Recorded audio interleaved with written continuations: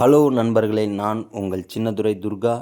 நேற்று நண்டு பிடிக்க போகணுன்னு சொன்னோங்கல்ல ஃப்ரெண்ட்ஸ், அதனால் இன்றைக்கி நண்டு கிரேவி வீட்டில் எப்படி செய்கிறோன்னு சொல்லிட்டு அந்த ரெசிபி பார்க்கலாம் வாங்க.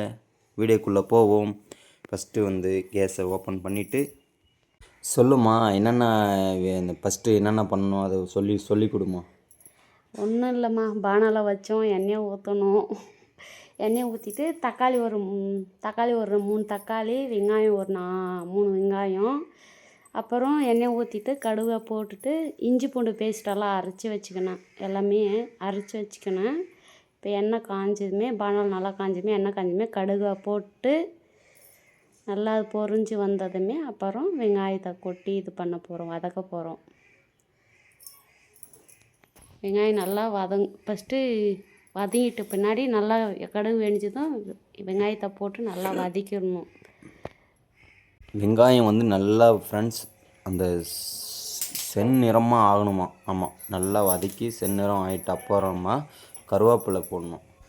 செந்நிறம் இல்லை, பொன் நிறம் வந்ததும் கண்ணாடி பதத்துக்கு வந்ததும் அப்புறமா வதக்கிடணும். கறிவேப்பிலை 2 ஃபஸ்ட்டே போடல கறிவேப்பிலை, அதுக்கப்புறமா ஒரு 2 கொத்து கறிவேப்பிலை போட்டு நல்லா வதங்கிட்டுக்கணும். லைட்டாக உப்பு, சும்மா நல்லா சீக்கிரம் வதங்கிறதுக்கு உப்பு 2 கல் கொஞ்சமாக போட்டு சேர்த்துக்கணும்.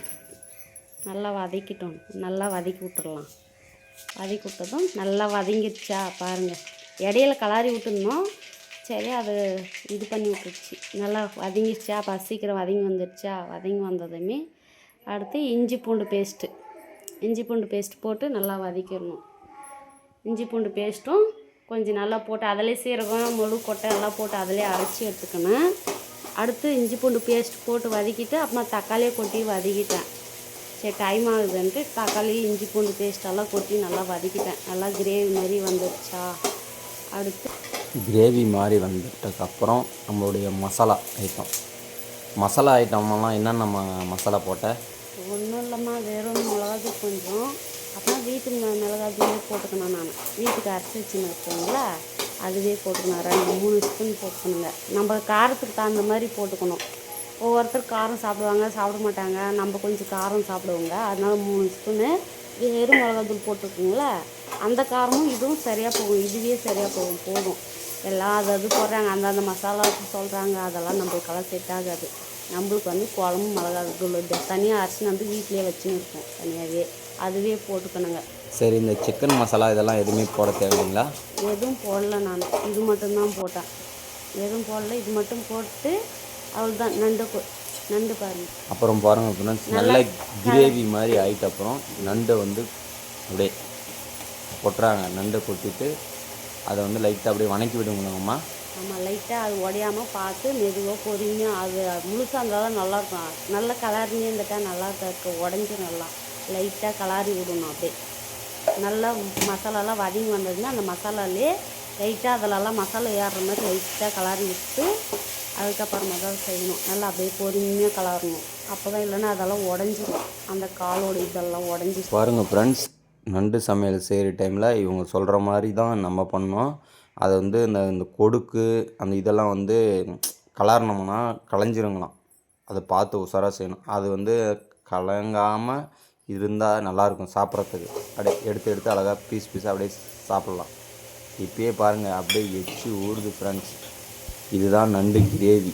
ஆனால் இன்னும் கொஞ்சம் லேட் ஆகும் சமையல் ரெடியாக. பாருங்கள், இப்போவே நம்ம அப்படியே கிரேவி பார்த்தா நமக்கு அப்படியே சாப்பிட்லாம் போல் தோணுது.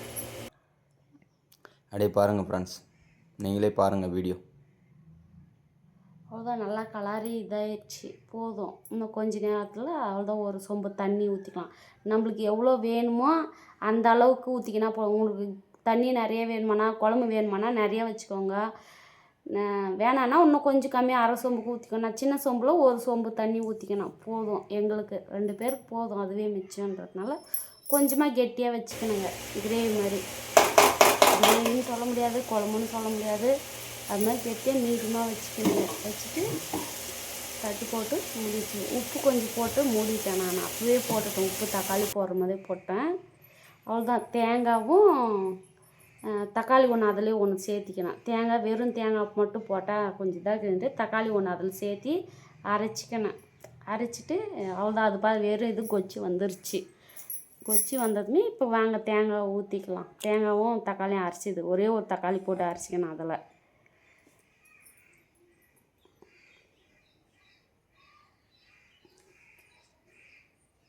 இங்கே பாருங்கள் ஃப்ரெண்ட்ஸ், அதுக்கப்புறம் வந்து இந்த நல்லா அந்த கிரேவி மாதிரி வந்து கொச்சி தண்ணி ஊற்றிட்ட அப்புறம் கொச்சிட்ட அப்புறம் இது அது தக்காளி அப்புறம் தேங்காய் கூட்டு இது வந்து அரைச்சி கொஞ்சம் கிரேவி வெறும் தண்ணி மாதிரி இருக்குங்கள, அதனால் இப்போ இது எக்ஸ்ட்ரா கூட்டு ரெடி பண்ணி ஊற்றிட்டு தண்ணி மாதிரி இருக்குங்களா, இதுவும் கொஞ்சம் போட்டால் இன்னும் நல்லாயிருக்கும். டேஸ்ட் இன்னும் குழம்பு நல்லாயிருக்கும். அதனால் லைட்டாக ஒரு 4 பில்ல ஒரு கையாக்கலத்துக்கு கொஞ்சமாக தேங்காய், ஒரு தக்காளி போட்டு அரைச்சி நம்மளுக்கு தகுந்த மாதிரி, நம்ம எத்தனை பேர் இருக்கோமோ அதுக்கு தகுந்த மாதிரி அரைச்சி ஊற்றிக்கணும் மசாலா. வேணான்னா வேணாம், உங்களுக்கு வேணான்னா வேணான்னிக்கலாம், நம்மளுக்கு வேணுன்ற மாதிரி செஞ்சுக்கலாம். ஆமாம், நமக்கு வந்து எத்தனை பேர் வீட்டில் இருக்கிறோமோ அதுக்கு தகுந்த மாதிரி நம்ம சாம்பார் வைக்கிறதா கிரேவி வைக்கிறதா நீங்களே பிளான் பண்ணிக்கலாம். ஓகேங்களா? ஆனால் வந்து மசாலா ஐட்டம்லாம் இங்கே வந்து நீங்கள் இப்போ எப்படி நாங்கள் போடுறோமோ அதே மாதிரி நீங்கள் ஃபாலோ பண்ணணும். அதுக்கப்புறம் வந்து தம் போடுற மாதிரி அந்த இது தட்டை வந்து மூடி வச்சுட்டு அதுக்கப்புறம் மூடி வந்ததுமே மூடி வச்சுட்டு நல்லா கொத்தி வந்துடுச்சு பாருங்கள். எண்ணெய் பிரிஞ்சு எவ்வளோ அழகாக வந்திருக்கு பாருங்களா. பார்க்கவே அதே மாதிரி அந்த நண்டுங்களும் பாருங்கள் அப்படியே பிரியாமல் உடையாமல் அப்படியே இருக்குது. அதான் நம்ம வந்து செய்கிற ஒரு இதில் இருக்குது. எப்படி இருக்குது பாருங்கள், எச்சு இருக்குல்ல. சாப்பிட்றியா? நல்லா இருக்கா? வாங்க ஃப்ரெண்ட்ஸ், அப்புறம் கொத்தமல்லி கறிவேப்பிலை போட்டிருக்கலாம். நல்லா கலரி நல்லா பாருங்கள் ஃப்ரெண்ட்ஸ், நல்லா தரமாக கொதிக்கணும். அதுக்கப்புறம் பாருங்கள், எங்கள் ஒய்ஃபு சமையல் செஞ்சது வந்து டேஸ்ட் பண்ணுறாங்க. எனக்கு கொடுன்னா கொடுக்கல, அவங்க டேஸ்ட் பண்ணுறாங்க. எப்படி இருக்கு? சூப்பராக இருக்கான் ஃப்ரெண்ட்ஸ். இதுதான் கிரேவி. மறுபடியும் வந்து தம் போடுறதுக்கோசம் அந்த தட்டு எடுத்து மூடி வைக்கிறாங்க. நல்லா இன்னும் கொதிக்கணும்ல, அதனால அப்படியே மூடி வச்சுருக்கோம். இன்னும் கொஞ்ச நாள் கொதிக்கிட்டோம். அடுத்து கொத்தமல்லி போட்டிருக்கலாம் லைட்டாக, ஃபினிஷிங் லாஸ்ட் ஃபினிஷிங். நல்லா கொதி வந்துடுச்சா, நல்லா கொதி வந்துட்டு அப்புறமா கொத்தமல்லி லைட்டாக ஒரு 4-5 சிடுக்கு போடுறாங்க பாருங்கள்.